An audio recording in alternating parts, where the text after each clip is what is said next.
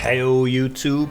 So first thing, if you guys are new, if you'd subscribe, I'm trying to hit 500 subs before 2K20. I greatly appreciate it.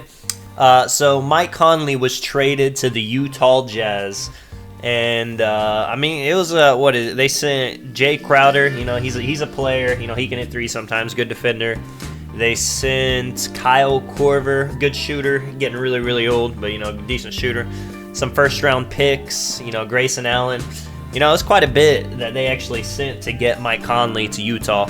Now, this trade for, you see me, I'm rocking Mike Conley. I'm trying to look like him in this video. It's kind of tough. His hairstyle, 2K really doesn't like it. And he doesn't have his Utah Jazz jersey yet. So, still rocking the Memphis with the Utah Jazz shorts. You know, looking a little bit mismatchy. But, you know, beside the point. So, Mike Conley to the Jazz. So, last year they had Ricky Rubio. And Ricky Rubio, you know, decent defender, good passer, but he's not a threat to shoot. Now, Mike Conley coming in. Mike Conley, you know, he is the closest thing to, he's the closest thing to an all-star point guard without being an all-star point guard. All-star point guard as you could possibly get to. You know, great scorer. He's probably like a 20-point scorer. He can shoot off dribble threes, off dribble twos. He can go in the paint. He can do catch and shoot. He's just a well-rounded offensive player, and it's going to help out Donovan Mitchell a lot because before these last couple seasons for the Jazz, they had a good series 2 years ago against the Thunder, but they got to the Rockets. Couldn't handle the firepower. Same thing this year, Rockets. It's just too much. Gobert's a good defender. They got a lot of good defenders on the team. But at some point, you just got to be able to score with the best of them because great players, James Harden, one of the best scorers ever, he's going to score points, so you just got to be able to hit points to keep up with him.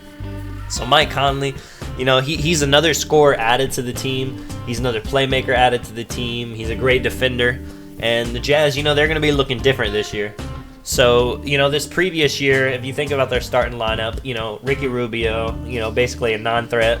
Donovan Mitchell, he carrying the load. Joe Ingles, good shooter. He could score when he feels like it too. If he's got a good mismatch or whatever. But he's not a dominant scorer. And then they had Favors and Gobert, basically two. Favors he is shooting more now, but he's still. I wouldn't really call him a shooting threat. And then Gobert, of course, great finisher at the rim, great scorer inside, pick and roll guy. But he's just, he's not a shooter. He can't hit mid ranges. Well, he's actually shooting mid ranges too, but just not, not like good enough. So now this season they're going in. Instead of Ricky Rubio, they have Mike Conley. So now you got him, Donovan Mitchell, and Joe Ingles who can all shoot, catch and shoots. They can all do a little bit off the dribble. I mean, Donovan Mitchell, he can do a lot off the dribble. Mike Conley, he can break down a player 1v1. And Joe Ingles, if he's got the right matchup, he can actually score really great. And then they still got Gobert, great, pick and roll finisher, great inside. So, Mike Conley, he's going to benefit off his passing.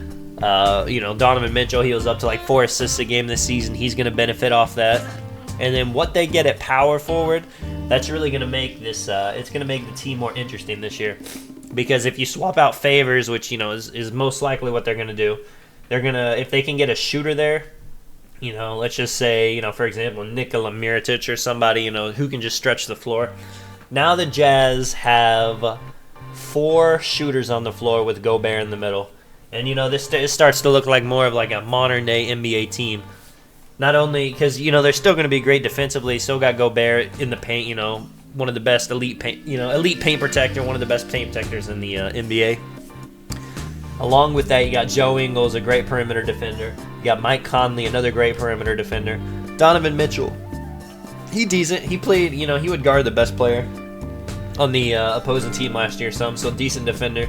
And, the power forward, we just got to see who they get. If they get somebody who can actually play defense, and then, the Jazz, I feel like people over the last few years, a lot more people were higher on them than I was. Some people were saying, they were like a low-key contender.